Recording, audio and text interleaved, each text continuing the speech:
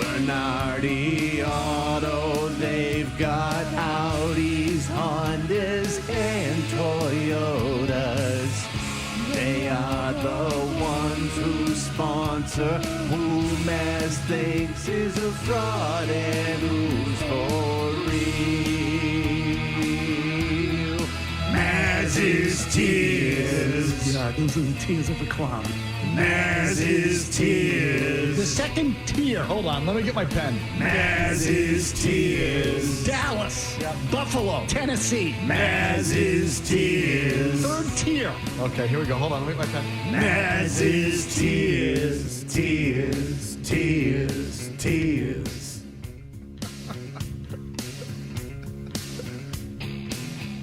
Never gets old.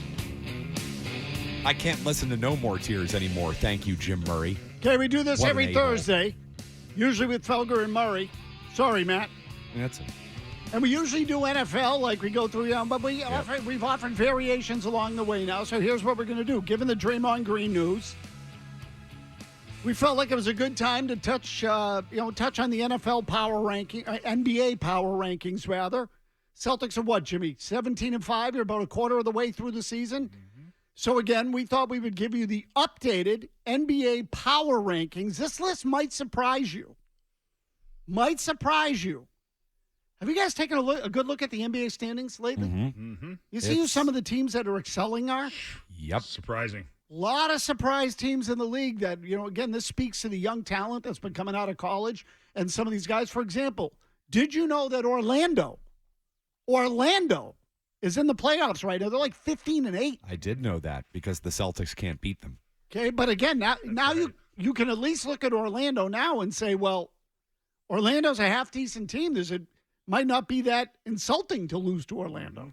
Still a little insulting. So anyway, we're going to start with. It's still insulting, Tony. I'm insulted. But the Celtics shouldn't lose to anybody if you want to know the truth. That's how good Celtics lost 3 of 4 last year to the Cavs, and they lost 3 of 4 to Orlando last year. I kind of expect the same this season, even though the Celtics beat the Cavs the other night. Me too. They should beat everybody, frankly. But the rest of the NBA, I think there is sort of a shift into a new era going on in the NBA, which brings us to Tier 1, Jimmy Stewart. Big Perk, are we?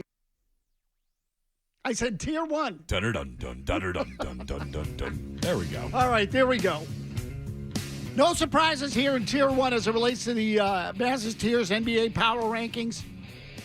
Boston, Milwaukee, Denver, and the Phoenix Suns just 13-11. And I know you might say, well, what the hell are the Phoenix Suns doing in that group? I still think Phoenix's ceiling is really, really high. I think you should take Phoenix seriously. You might be able to put them into Tier 2. But those, to me, are the 4 best teams in the NBA, or I should say the 4 best rosters or firepower in the NBA. I'd put those teams on a different level. You want to argue with me that Phoenix should be in Tier 2? I do want to argue with you on that. They Okay. should absolutely be in Tier 2. Just because they added a bunch of superstars? We haven't seen this before in the NBA. The Brooklyn Nets. How many millions of examples do we need over the last 5 years in the NBA alone? Oh, here's the new super team. Oh, they'll be great. They're 13-11. Their big three haven't even played together. I don't like that situation one bit. Put them in Tier 2 where they belong, Mazz. In fact, right now, believe it or I not. object to the Lakers and the Timberwolves not being in Tier 1. Okay. Well, I will tell you that. Did you know right now Phoenix isn't even in the playoffs? That's right. See, now this is why I say, you can't take too seriously the NBA in the early part of the year. It's really more about the rosters. So you could argue for Golden State right now. How serious should I take the Mazz's Tears? Very seriously. Very seriously. Okay. Ted, Very I seriously. think history will show that this metric often predicts the championship winner in all sports. Mazz, I'd actually be insulted that he just questioned the severity and the seriousness of which we should take Mazz's Tiers. Let's go to Tier 2, Jimmy. Let's do Tier 2. Mazz, how do you not have the in-season tournament winner, Los Angeles Lakers, in the number 1 tier? This is offensive to me because you people told me how important the in-season tournament was. Okay, let's go to Tier 2 then. So that's an F off, Jimmy? Yes, exactly. Yep, that's exactly what it is. I like Jimmy's bitterness over the in-season tournament. I like Tier how 2. dug in he is on his wrongness. And again, these are in no particular order, but Miami Heat, Sixers, T-Wolves, Dallas, Lakers, Sacramento.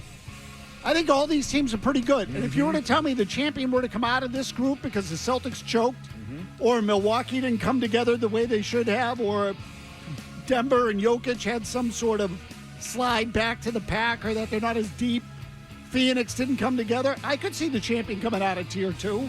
I wouldn't rule that out. We can jump right to Tier 3 if you want, Jimmy, because Tier 3, I think, really includes kind of the next wave of NBA teams that you need to keep an eye on. These are surprising teams in the league right now that look like playoff teams right now. Do I consider them serious championship threats? No. But you should watch them because they're getting better in some cases. Orlando, Indiana, which Jimmy was a finalist in the NBA in-season tournament. Yeah, how's that working for you? New York Knicks, Cleveland, the Clippers, and the New Orleans Pelicans. If Zion stays healthy, New Orleans is a playoff team. You'll notice that Golden State not in any of these tiers. I think the Warriors are done. I really do. It's offensive that the Lakers and Pacers are not in Tier 1, Mazz.